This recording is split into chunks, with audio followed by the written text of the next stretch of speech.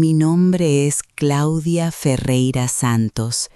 Tengo 71 años y nací aquí mismo, en Antequera, Málaga, tierra de dólmenes y olivos. Vivo en esta ciudad que me vio nacer y renacer después de mucha lucha. Comencé mis caminatas por la plaza hace unos 15 años, cuando el médico me sugirió moverme y despejar la mente. Al principio, mi cabeza estaba llena de recuerdos dolorosos, pero el parque de la Alameda se convirtió en mi refugio. Allí conversaba conmigo misma, y poco a poco fui aprendiendo a vivir de nuevo. Hoy, mi casita en San Miguel, con un jardín de bugambilias y geranios, y un porche donde tejo acompañada por mis gatos Canela y Cajeta, es mi espacio. Es una vida tranquila, construida desde cero después de todo lo que pasé. Decidí compartir un capítulo profundo de mi vida, una historia que cargo desde hace muchos años.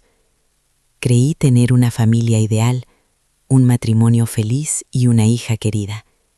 Pero bajo esa apariencia de normalidad, una sombra se cernió, un desafío que puso a prueba mis lazos más queridos. Vine a hablar sobre cómo la verdad puede ocultarse tras la cotidianidad, cómo el afecto a veces nubla nuestra percepción de los retos invisibles, y sobre la inesperada fuerza que surge al proteger a quienes amamos. Acompáñenme en esta jornada que comienza allá en mis tiempos de niña, aquí mismo en Antequera, en una época en que la vida era muy diferente. Nací el 15 de marzo de 1954 en nuestra humilde casita del barrio de San Juan, con la ayuda de doña Aurelia. Mi padre, Baldomiro Santos, era jornalero en la recolección de aceitunas. Era un hombre serio, de pocas palabras, pero de corazón bueno. Nuestra pequeña casa de adobe, con un portoncito que rechinaba, tenía 3 estancias, un cuarto que compartía con mis hermanas Ivonne y Zulema, la cocina, que también servía de sala, y el cuarto de mis padres, donde dormía mi hermano Armando. El piso de loseta y el brasero invernal eran parte de nuestro hogar. Ivonne era mayor, Zulema menor, y Armando nació cuando yo tenía unos 8 años. Compartíamos todo: ropa, zapatos, juguetes.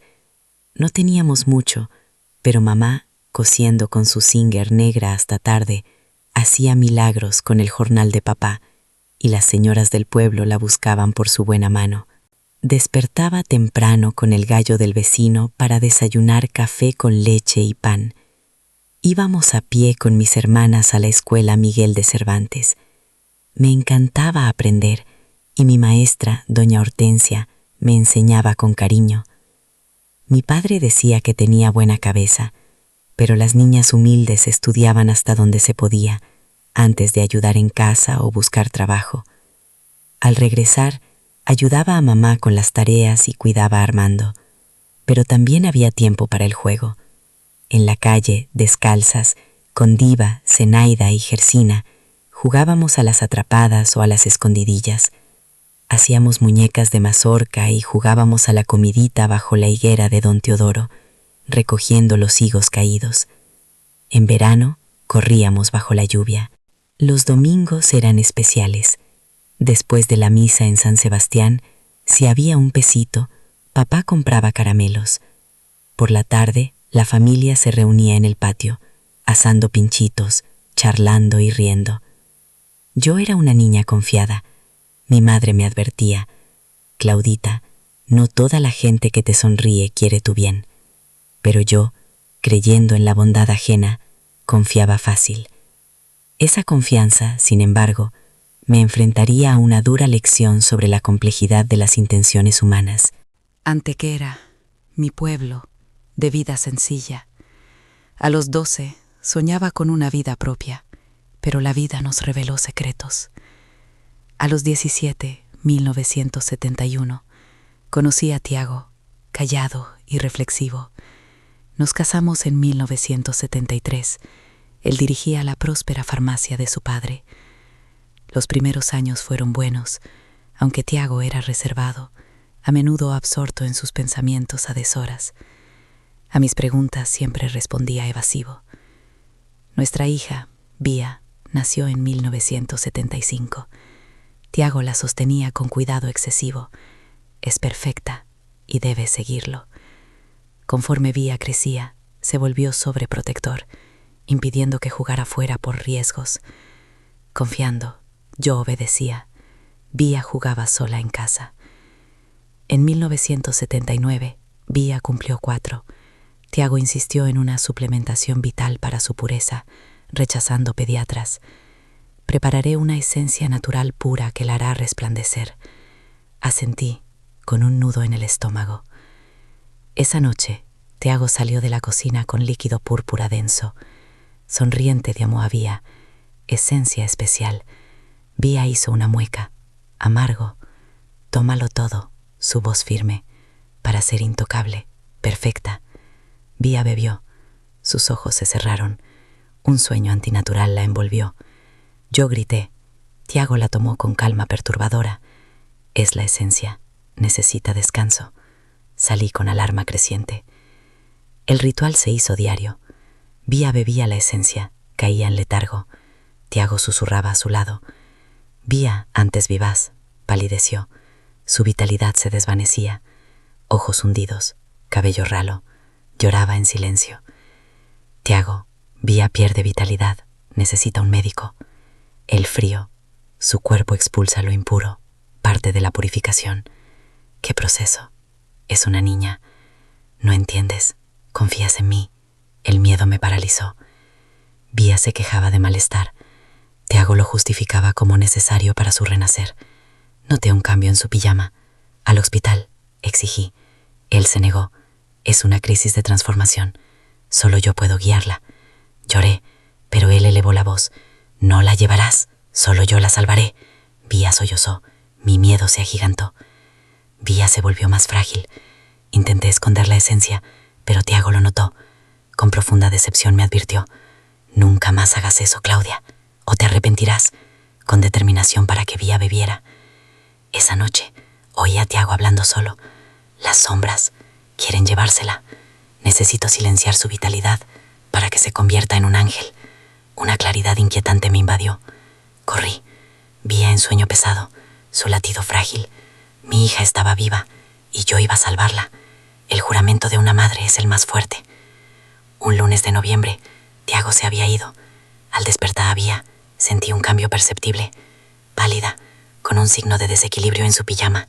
Mami, no puedo levantarme, susurró. Tiago regresó. Sonrió. Está funcionando. Lo impuro está saliendo. Pronto estará purificada. Algo dentro de mí se quebró. Vi una verdad inquietante. Disimulé. Tienes razón. Confiar en ti. Palabras envenenadas. Decidí descubrir qué contenía esa esencia y poner fin a aquello. Tiago dejó la esencia en el refrigerador, dándome una llave para la cocina. Se la das a las 8. Solo nosotros tenemos llave. Asentí. Bia apenas abría los ojos. Si no actuaba hoy, temía que mañana no despertaría. Las horas transcurrieron lentas. Bia mostraba signos de malestar. Planeaba tomar una muestra, consciente del control total de Tiago. A las 7:30, saqué un frasco de jarabe, lo lavé y escondí en mi delantal. A las 8, abrí la cocina, agarré el vaso de líquido púrpura. Temblaba. Bia acurrucada. Lloró al verlo. No, mami, me hace sentir mal. Lo sé, mi amor. Solo una vez más. Mami va a resolverlo. Ella asintió, confiando. Juramenté salvarla. Pondré un poquito aquí y tú te tomas el resto. Rápido. Vacía un tercio del líquido en el frasco. Lo escondí. Bia lo bebió todo, cayendo en su sueño habitual. La acosté. Aguanta un poquito más. Mami te va a salvar. ¿Cómo llevaría el frasco al laboratorio sin que Tiago lo descubriera? Recordé el laboratorio San Lucas, cerca de la farmacia. A la mañana siguiente, mientras Tiago se duchaba, llamé a Creusa en la farmacia. Soy Claudia. Tiago me pidió llevarle unos papeles a las 10. Cuando Tiago se fue, esperé, me vestí, tomé el frasco y lo escondí en mi bolso. Bia débil, apenas sostenía la cabeza. Salí. El camino fue el más largo de mi vida. Cada paso era un riesgo. ¿Y si me equivocaba? Al ver a Vía, frágil, respirando con delicadeza, supe que no. Una madre sabe. Entré al laboratorio. La recepcionista se puso seria. Saqué el frasco temblorosa. Necesito que analicen esto. Tardaría 3 días.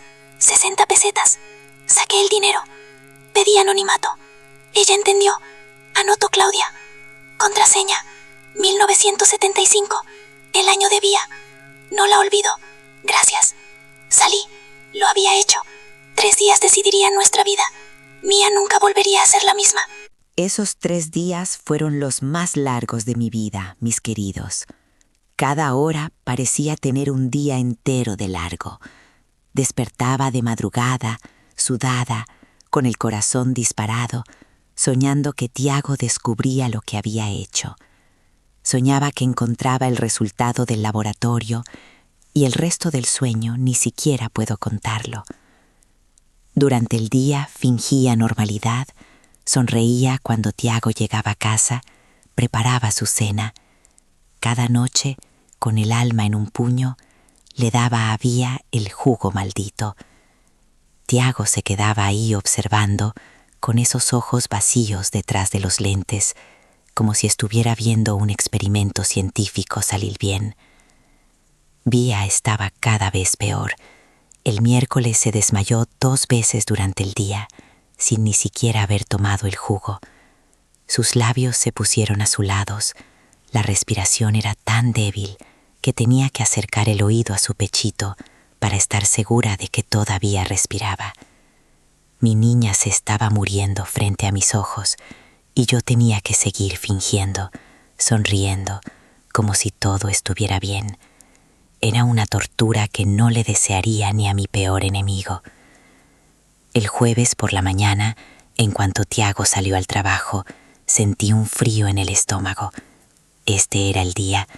Vestí a Vía con prisa, agarré mi bolsa y prácticamente corrí al centro. Cada segundo contaba. Mi niña se estaba muriendo. El sol apenas empezaba a asomar, pintando el cielo de tonos rosados y grises. Pero para mí todo era oscuridad. El miedo me apretaba el pecho, pero la determinación de salvar a mi hija era más fuerte. Cuando entré al laboratorio San Lucas, la misma muchacha del otro día estaba ahí. Me reconoció de inmediato. Señora Claudia, el resultado llegó ayer por la tarde. Déjeme buscarlo. Fue a un cuartito en la parte de atrás y regresó con un sobre manila cerrado. Mis manos temblaban tanto cuando lo agarré que casi lo dejé caer. ¿La señora quiere sentarse un poco?, preguntó mirando mi cara que debía estar blanca. No, gracias. Abrí el sobre ahí mismo en el mostrador, con Vía en brazos. Leí de nuevo y de nuevo. Las palabras bailaban frente a mí, pero poco a poco fueron teniendo sentido. Un sentido horrible, monstruoso.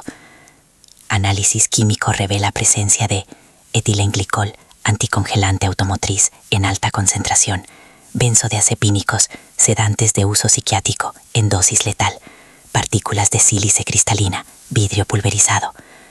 Sentí mis piernas flaquear. La muchacha del laboratorio brincó del otro lado del mostrador y sostuvo mi brazo. «Señora, ¿está bien?» No lo estaba. Nunca más iba a estar bien, porque ahí, en ese papel, estaba la prueba. Mi marido estaba envenenando a nuestra hija. No era locura mía, no era paranoia, era real, terrible y completamente real. Este resultado, logré hablar. ¿Pueden hacer una copia para la policía? Entendió de inmediato. Sí, puedo, la hago ahorita. Agarró el papel, fue a una máquina que había en la parte de atrás y regresó con 2 copias. Mire, señora, no sé qué está pasando, pero sí va a ir a la policía. Vaya a la comandancia central, pida hablar con el comandante Ignacio. Es serio, él va a ayudar. Salí de ahí directo a la policía. No regresé a Pasa, no avisé a nadie, solo fui, porque si me detenía a pensar, si me detenía a tener miedo, iba a desistir y mi hija iba a morir. La comandancia central de Guadalajara quedaba en un edificio viejo de ladrillo rojo en la calle Hidalgo. Entré con Vía en brazos, el sobre apretado en la mano, y le pregunté a la primera persona que vi, ¿dónde queda la oficina del comandante Ignacio? Me llevaron a una oficina al fondo del pasillo. Toqué la puerta. Una voz gruesa respondió, «Adelante». El comandante Ignacio era un hombre de unos 50 años, pelo canoso, bigote grueso. Me miró a mí, a Vía que estaba prácticamente desmayada en mis brazos, y se puso serio. Sí, señora. Y entonces conté todo. Las palabras salían tropezándose unas con otras, pero conté. El jugo morado, los desmayos, la sangre, los cambios en vía, Yago cerrando con llave la cocina, él hablando solo sobre sombras y ángeles. Y entonces puse el sobre encima de su escritorio. Esto es lo que mi marido le está dando a mi hija, todas las noches, desde hace 2 meses. Leyó, su cara se fue poniendo cada vez más dura. Cuando terminó se levantó, fue a la puerta y gritó, agente Geraldo, venga para acá. Todo pasó rápido después de eso. Me hicieron sentar. Alguien trajo agua. Un médico de la policía vino a examinar a Vía. Se puso pálido cuando vio su estado. Esta niña necesita ir al hospital ahora, dijo. Pero el comandante Ignacio dijo que primero necesitaban agarrar a Tiago. La señora sabe dónde está ahorita. En la farmacia Morales, ahí en la calle Independencia. Mandó a 2 policías a buscar a Tiago. Tráiganlo con cuidado. No quiero escándalo. Si se pone violento, puede ser peligroso. Pero cuando los policías regresaron media hora después con Tiago, no estaba violento, estaba calmado, demasiado tranquilo. Entró a la comandancia con esa misma sonrisa fija en la cara. Me miró a mí, a Vía, y dijo solo, ah, descubriste. Sentí un frío en la espalda. El comandante mandó que me llevaran a otra sala. No quería salir, quería huir, pero insistió. La señora se va al hospital con la niña. Ya llamé a una ambulancia. Puede irse tranquila. Él no va a salir de aquí. En el hospital, internaron a Vía directo en la UCI. Los médicos corrían de un lado a otro. Hablaban palabras complicadas que no entendía. Insuficiencia renal aguda, hemorragia interna, intoxicación severa. Alguien me hizo sentar en una silla del pasillo y me dio un vaso de agua con azúcar. No sé cuánto tiempo me quedé ahí. Horas, tal vez un día entero. Mi madre llegó. Alguien le había avisado. Me abrazó y lloró conmigo. Mi hermana Ivonne vino también, y Zenaida, mi amiga, que entró corriendo y me apretó tanto que casi no pude respirar. Fue Zenaida quien se quedó conmigo cuando, 2 días después, el comandante Ignacio vino a visitarme al hospital. Pidió sentarse, se quitó la gorra y dijo, «Doña Claudia, necesito contarle lo que descubrimos». Respiré hondo. Puede decir, su marido confesó todo, pero la confesión es perturbadora. Abrió una carpeta que había traído. Un psiquiatra forense lo examinó. El diagnóstico es esquizofrenia paranoide grave, probablemente sin tratar desde hace años. Esquizofrenia. Tenía alucinaciones, oía voces, y esas voces, según dijo, le mandaban salvar a su hija. El comandante leyó algunas anotaciones. Dijo, yo no quería matar su cuerpo, quería matar al monstruo que estaba creciendo en ella. Las voces me dijeron que iba a sufrir mucho en este mundo cuando creciera, que iba a ser lastimada, violada, destruida. Estaba apagando sus órganos de a poquito, para que se volviera un ángel antes de que eso pasara. Un ángel no sufre. El vidrio era para purificar su sangre de las impurezas del mundo. No pude hablar, no pude ni llorar. Era tan enfermo, tan distorsionado, que mi mente no podía procesarlo. Realmente pensaba que la estaba salvando. El comandante continuó, y su voz estaba pesada. En su cabeza enferma, matar a su hija de a poquito mientras dormía era un acto de amor, de protección. Y ahora, logré preguntar, va a ser internado en un hospital psiquiátrico judicial perpetuo. Nunca más va a salir de ahí. Y doña Claudia, nunca más va a acercarse a la señora o a su hija. Esa noche, sola en el cuarto del hospital donde estaba durmiendo, en un sillón al lado de la cama de Vía, finalmente lloré. Lloré por todo. Por mi niña que casi muere. Por el hombre que había amado y que nunca había existido de verdad. Por la familia que había soñado y que se había convertido en una pesadilla. Pero también lloré de alivio, porque había acabado. La pesadilla había terminado y habíamos sobrevivido.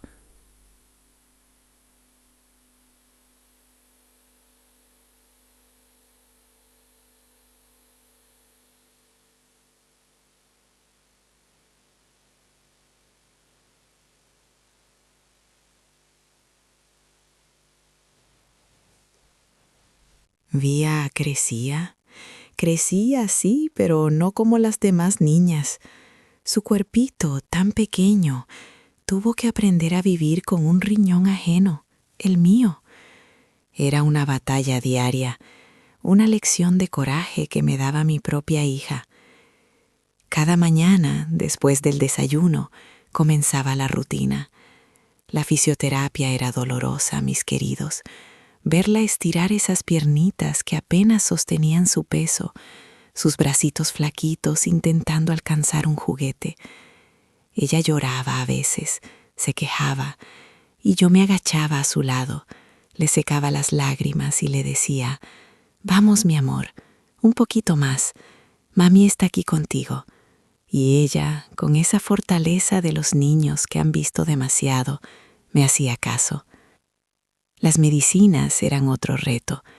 Una cajita llena de pastillas pequeñas que tenía que tomar todos los días a horas específicas para que su cuerpo no rechazara el riñón que le había dado. Tiago había sido obsesivo con los horarios y ahora yo también lo era, pero por una razón muy diferente. Cada píldora era una esperanza, un minuto más de vida para mi niña.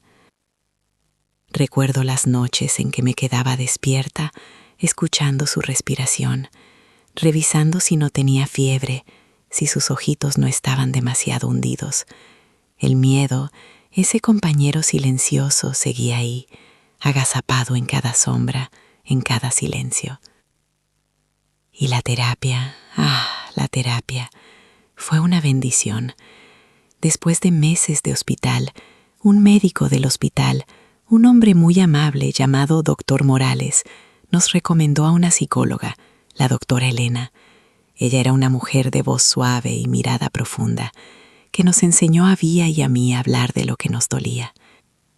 Vía, aunque pequeña, tenía pesadillas. Soñaba con el jugo morado, con la oscuridad, con su padre susurrándole cosas extrañas. La doctora Elena le enseñaba a dibujar sus miedos, a ponerles nombre, a hacerlos un poquito menos grandes. Y a mí me ayudó a entender que la culpa que sentía no era mía, que yo había hecho lo mejor que pude con lo que sabía. Me ayudó a perdonarme, un paso que parecía imposible al principio. Mi madre, santa mujer, fue mi pilar en esos años. Ella y mi hermana Ivonne venían a casa todos los días.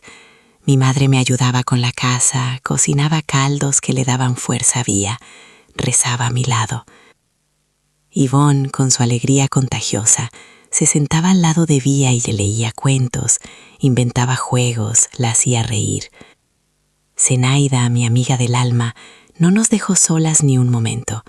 Venía con canastas de comida, con ropa para Vía que ya no le quedaba, con su risa y su compañía.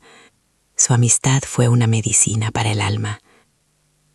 Los primeros años después de todo fueron difíciles, mis queridos. Tiago había gastado casi todos nuestros ahorros en sus experimentos locos, y yo me encontré sola, con una hija enferma y poco dinero. Pero soy hija de una costurera, recuerdan. Mi madre me había enseñado bien. Saqué mi máquina de coser, esa Singer negra que había sido de ella, y empecé a tomar costuras de nuevo. Hacía arreglos, cosía vestidos sencillos, lo que fuera para ganar un peso honesto. Mis manos, que habían temblado tanto sosteniendo el vaso de veneno, ahora movían la aguja con firmeza, construyendo un futuro puntada a puntada. Poco a poco Vía fue recuperando sus fuerzas. Al principio era solo sentarse sin marearse, luego pararse unos segundos, después dar unos pasitos. Cada pequeño logro era una fiesta en casa. Cuando logró jugar otra vez con sus muñecas, inventando historias con ellas, sentí que la vida regresaba a sus ojos. Su risa, que había sido tan rara de escuchar, empezó a llenarme la casa de nuevo. Era una risa más suave, más consciente, pero era su risa. Aprendimos a celebrar las pequeñas victorias, mis queridos. Un día sin fiebre, una noche de sueño profundo, un plato de comida que no vomitaba. Esos eran nuestros grandes tesoros. Aprendimos a vivir con la cicatriz de la cirugía en el abdomen de Vía, con la cicatriz de la memoria en nuestros corazones. Eran cicatrices que dolían a veces, sí, pero también nos recordaban lo fuertes que éramos, lo mucho que habíamos luchado. Vía regresó a la escuela cuando tenía 6 años. La maestra, la misma doña Hortensia que me había dado clases a mí, fue muy paciente con ella. Al principio se cansaba rápido, necesitaba ir al baño más seguido que los otros niños, pero era lista, muy lista. Le gustaba aprender, le gustaba leer. Su mente era un jardín floreciendo, a pesar de todo el invierno que había pasado. Yo la llevaba y la recogía todos los días, con el corazón apretado de orgullo y de miedo. Miedo de que la vida la lastimara de nuevo, de que el mundo fuera demasiado cruel para su alma sensible. Pero ella, con cada día, me enseñaba que el sol siempre vuelve a salir, incluso después de la tormenta más oscura. Pasaron los años, mis queridos, los años en que Vía creció, se convirtió en una jovencita y después en una mujer. Pero esa es una historia para otro día. Vía dejó de ser una niña para convertirse en una señorita, mis queridos, delgadita y pálida. Su cicatriz abdominal, testimonio de resiliencia, no la hizo frágil. Su risa se hizo más sabia. Sus ojos, que habían vivido desafíos, eran ahora profundos, llenos de infinita curiosidad por el mundo. Sus visitas médicas eran constantes, cada 6 meses, revisión del riñón donado. Vía era valiente, nunca se quejó. Su cuerpo sanaba, su espíritu florecía, a pesar de las huellas internas de su camino. En la escuela, Vía brillaba, devoraba los libros. La maestra Hortensia decía que tenía una cabeza brillante. Soñaba con ser maestra, compartir conocimiento, ser como la doctora Elena, quien nos ayudó a manejar nuestros miedos. Yo seguía con mis costuras. La máquina Singer heredada cantaba constantemente en el porche. Hacía vestidos, arreglaba pantalones, cosía ropita. Mis manos, que un día temblaron, ahora tejían esperanza. Cada peso ganado era un paso hacia la estabilidad de mi hija. Mi madre nunca nos abandonó. Ella e Ivonne venían constantemente. Mi madre cocinaba, ayudaba en casa, dándome la calma que necesitaba. Ivonne, con buen humor, hacía reír a Vía, la paseaba, le contaba chistes y la animaba. Zenaida, mi amiga y hermana, seguía siendo mi confidente. Su presencia era un bálsamo. La casita de adobe en la colonia americana se convirtió en nuestro verdadero hogar, un nido de vida, risas, libros y aroma a café. Juntas, Vía y yo, la llenamos de colores y recuerdos felices. En su último año de preparatoria, casi a los 18, Vía conoció a Juvenal. Lo encontró en la biblioteca. Él, un año mayor, la ayudaba con matemáticas. Hijo del mecánico del barrio, era serio, trabajador, de manos fuertes, con una mirada transparente y bondadosa. Mi corazón de madre, aún cauteloso por las pruebas superadas de Vía, deseaba que su felicidad permaneciera intacta. Juvenal era diferente, constante, respetuoso, no de grandes palabras. Cada tarde la ayudaba con sus tareas en la cocina, con un libro y una sonrisa discreta. Mi Vía empezó a florecer a su lado. Su risa se hizo más abierta, sus ojos más brillantes. Juvenal la miraba con cariño puro, la cuidaba con gestos atentos, la escuchaba. Su presencia le trajo una alegría que yo no había visto en años. Vía terminó la preparatoria y decidió estudiar para maestra en la Normal Superior de Jalisco. Juvenal, ya trabajando pleno, la apoyó en todo, la llevaba y recogía de la escuela, la ayudaba con proyectos. Era como si el universo, tras momentos difíciles, nos enviara luz y esperanza. Ver a mi hija vivir, estudiar, reír, enamorarse, era un milagro. Cada paso, cada logro, una victoria sobre los momentos sombríos. Un camino arduo, sí, pero lo recorríamos juntas, mi Vía y yo, con firmeza y gratitud. Sentía como las experiencias pasadas se integraban en nuestra historia, volviéndose menos dolorosas. La vida, con sus desafíos, nos revela la capacidad de reconstruirnos con fuerza y amor. El amor de los nuestros fue el pegamento que nos unió. Vía ya no era la niña de antes, era una mujer joven, llena de vida, con sueños propios y un futuro brillante. Yo, su madre, solo agradecía al cielo por cada respiro. Esa es la verdadera magia de la vida, encontrar la luz después de la oscuridad. Y ella, con su bondad y persistencia, nos mostraba el camino. Vía y Juvenal se volvieron inseparables. No eran de esas parejas ruidosas que demostraban su cariño a los cuatro vientos, sino de una ternura silenciosa, de miradas que lo decían todo.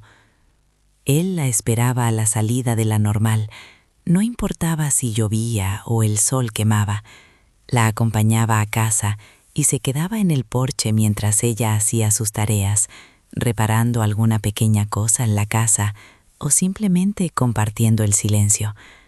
Su presencia era como un ancla en la vida de Vía, un cimiento firme que yo, con mi corazón herido por el pasado, aprendí a valorar y a confiar. Yo los observaba, a veces desde la cocina, a veces desde mi máquina Singer. Veía cómo Vía se transformaba. Sus ojos, que antes habían guardado tanta tristeza y preguntas, ahora brillaban con una luz propia, la luz de la esperanza. Su risa, que había sido frágil, se llenó de una melodía nueva, desinhibida. Juvenal la cuidaba, no con una protección asfixiante, sino con una atención delicada. Se aseguraba de que Vía tomara sus medicamentos a tiempo, la acompañaba a sus revisiones médicas sin que ella tuviera que pedírselo. Era un hombre con un alma vieja, sabía escuchar, sabía estar, y eso, para mi hija, era más valioso que cualquier flor o poema. Las visitas al hospital, cada 6 meses, seguían siendo un recordatorio silencioso de lo que habíamos superado.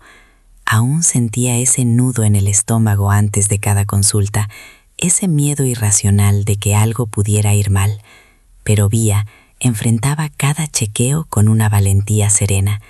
La doctora Elena, nuestra ángel guardián, siempre nos recibía con una sonrisa cálida. Sus palabras de aliento y su conocimiento nos brindaban una calma indispensable.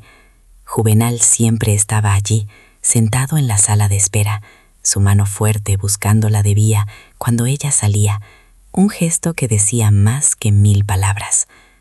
Mi madre, sabia y fuerte, me decía: Claudita, Dios no la dejó sola. Mira qué bueno es este muchacho, cómo la cuida. Y tenía razón. Juvenal se ganó el cariño de todos. Venía a comer los domingos, ayudaba a mi madre en el jardín, conversaba con Ivonne sobre el barrio. Se hizo parte de nuestro tejido familiar, un hilo fuerte y necesario. Vía siguió adelante con sus estudios de maestra, con una pasión que me conmovía. Cada libro que leía, cada lección que preparaba, era un paso más hacia el futuro que se había negado a la niña de 4 años. Hablaba de sus alumnos con los ojos encendidos, soñaba con pintar el aula de colores y enseñarles a los niños a amar los libros tanto como ella. Verla crecer, verla soñar, era mi mayor recompensa. Era la prueba de que el amor y la tenacidad podían vencer la oscuridad más profunda. Cuando Vía terminó la normal superior, la casa se llenó de fiesta. No fue una celebración grande y ostentosa, pero sí llena de un amor profundo y sincero. Mi madre, Ivonne, Zenaida, todos estábamos allí. Juvenal, con una sonrisa que le iluminaba el rostro, la abrazó fuerte. En ese momento, en sus ojos, vi una promesa, una que mi corazón de madre había estado esperando. Unos meses después, en una tarde de sol en nuestro porche, Juvenal se acercó a Vía. Él no tenía un anillo de diamantes ni palabras ensayadas. Simplemente le entregó una pequeña flor de bugambila de nuestro jardín y, con esa voz suya tan sincera, le dijo: Vía, quiero construir una vida contigo. Quiero que seas mi esposa, mi compañera, la madre de mis hijos. Vía lo miró, sus ojos llenos de lágrimas, pero de las buenas, de las que brotan del alma cuando se encuentra la verdadera felicidad, y con un susurro apenas audible, dijo sí. Mi corazón se llenó de una alegría que creí perdida para siempre. Mi niña, mi valiente Vía, iba a casarse, iba a tener esa familia que yo siempre había soñado para ella. Aquel día, el recuerdo de las sombras del pasado pareció encogerse un poco más, dejando espacio para la luz, para la esperanza, para el dulce aroma de las bugambilias en flor. Era el inicio de un nuevo capítulo, un capítulo lleno de promesas. La noticia de la boda de Vía y Juvenal trajo a nuestra casita una alegría que hacía mucho no sentíamos. Mi madre, doña Odette, sacó sus mejores retazos de tela y su máquina Singer para coser el vestido de novia de Vía. No era de satén ni de seda, sino de una manta fina, adornada con encajes que mi madre había guardado por años, para una ocasión especial de Cira. Y esta, mis queridos, era la más especial de todas. Yo ayudaba con las bastillas, con los pequeños detalles, y cada puntada era una oración, un agradecimiento por el milagro de ver a mi hija feliz. Juvenal, con la misma humildad y sencillez que lo caracterizaba, se encargó de conseguir la casita. Era pequeña, de 2 cuartos, cerquita de la nuestra, en la misma colonia. Quería que Vía estuviera siempre cerca, y mi corazón de madre se hinchó de ternura al escuchar eso. Los vecinos ayudaron con la pintura, con un poco de arreglo al jardín. Fue una boda de pueblo, con el cariño de la gente que nos había visto sufrir y ahora nos veía renacer. El día de la boda, el 18 de julio de 1994, el sol brillaba en Guadalajara como si el cielo mismo festejara. Vía estaba radiante. Su cabello negro, que había vuelto a crecer fuerte y abundante, enmarcaba su rostro lleno de una luz que yo no había visto desde que era una niña sana. Entramos a la parroquia de San José, la misma donde Tiago y yo nos habíamos casado años atrás.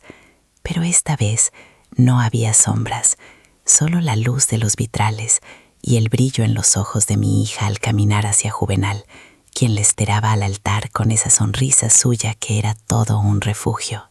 El padre Miguel, un sacerdote joven y amable, ofició la misa. Sus palabras hablaban de amor verdadero, de paciencia y de la bendición de una nueva familia.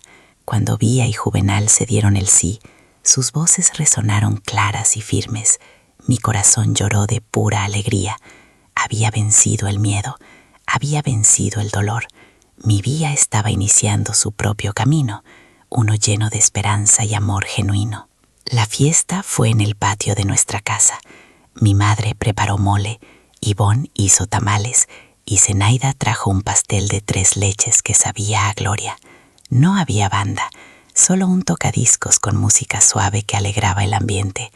La gente bailó, platicó, y yo, mis queridos, solo los miraba. Miraba a Vía bailar con Juvenal, a sus amigos de la normal, a los vecinos. Sentía una paz profunda, esa que solo llega después de haber atravesado la tormenta más grande y haber llegado a la orilla. Los primeros años de casados de Vía y Juvenal fueron de una quietud hermosa. Vía empezó a trabajar como maestra en la misma escuela primaria donde yo había estudiado, la Benito Juárez. La veía irse cada mañana con su paso firme, su portafolio de maestra en la mano, y pensaba, mi niña, mi valiente, estás cumpliendo tu sueño. Juvenal seguía en su taller, trabajando con el mismo ahínco, siempre puntual para recogerla, siempre atento. Cada 6 meses, las visitas al hospital para los chequeos de Vía continuaban, recordándonos la fragilidad de la vida, pero también la fuerza de su espíritu. La doctora Elena seguía siendo nuestro apoyo, y sus noticias eran siempre buenas. El riñón que le había donado funcionaba perfectamente. Ver a mi hija sana, verla vivir una vida plena, era la prueba de que el sacrificio, el dolor, todo había valido la pena.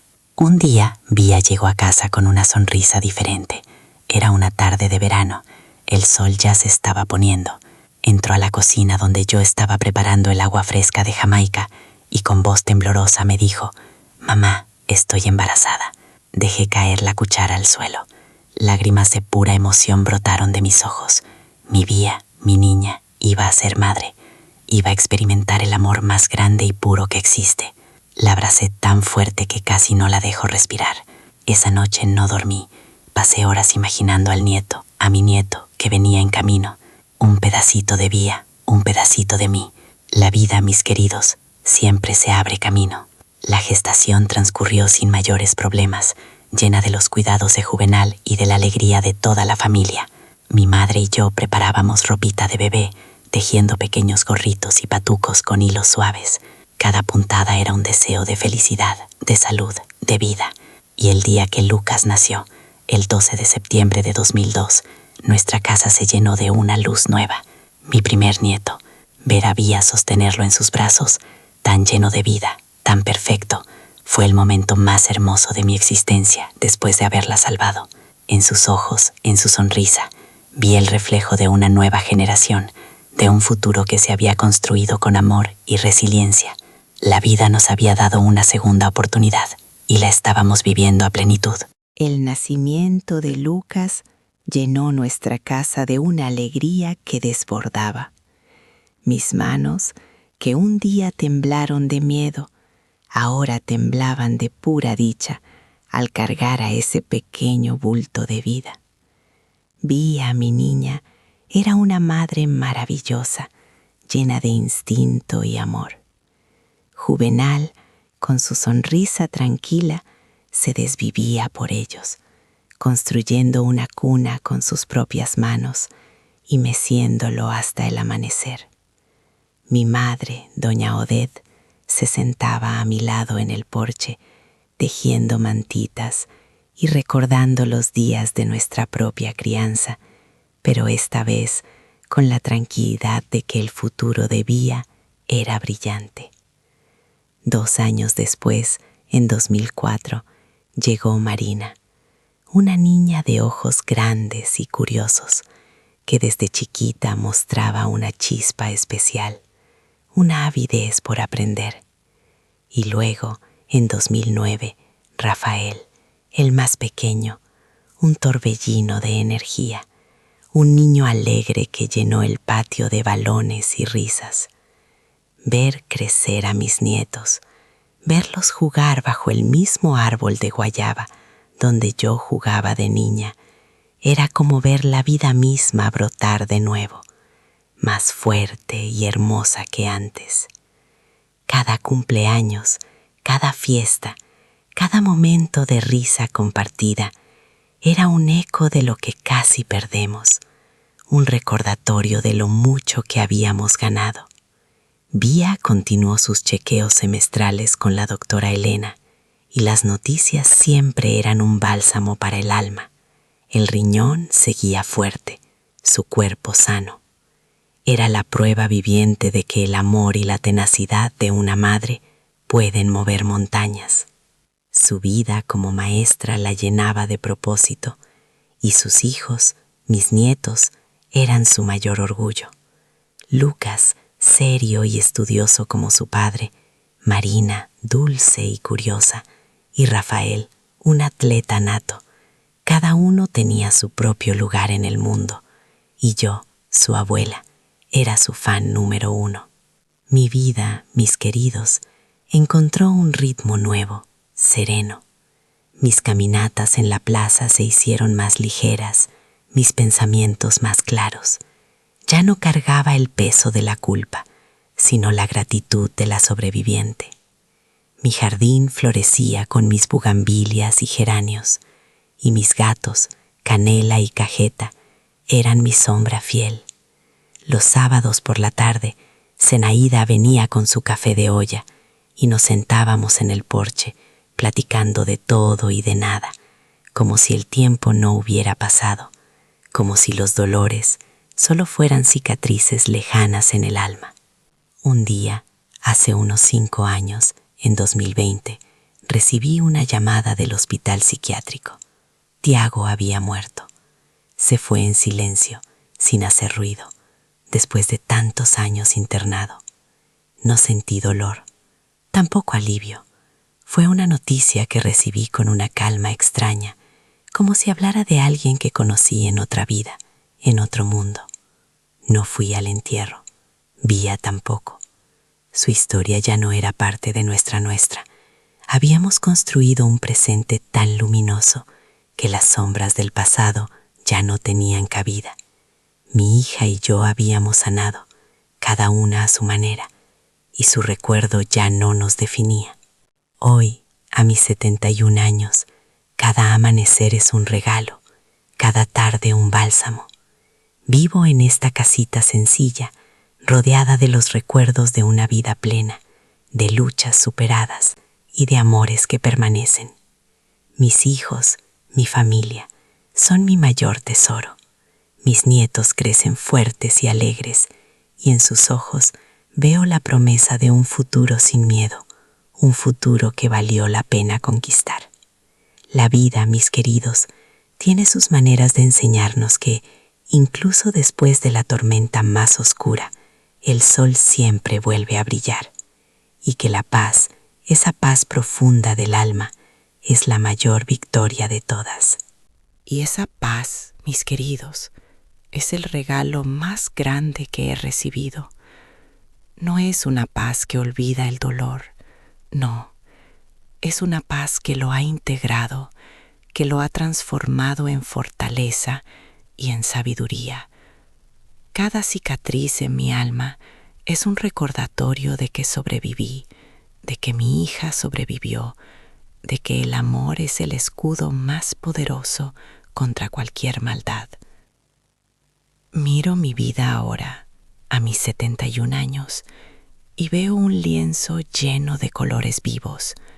Veo las risas de mis nietos, el cariño de Vía y Juvenal, la lealtad de Zenaida, la brisa fresca de mis mañanas en el porche con canela y cajeta. Cada detalle, cada instante está impregnado de un valor incalculable, porque sé lo cerca que estuvimos de perderlo todo. Y es en esos momentos, cuando el sol se pone tiñendo de naranja mi jardín, que mi corazón se llena de una gratitud inmensa. Mis caminatas en la plaza no son solo para mover el cuerpo, son momentos para hablar con Dios, para agradecer por cada día, por cada respiro. Aprendí que la fe no es solo rezar en la iglesia, es confiar en que incluso cuando la noche es más oscura, hay una luz que nos guía, que nos empuja a seguir adelante.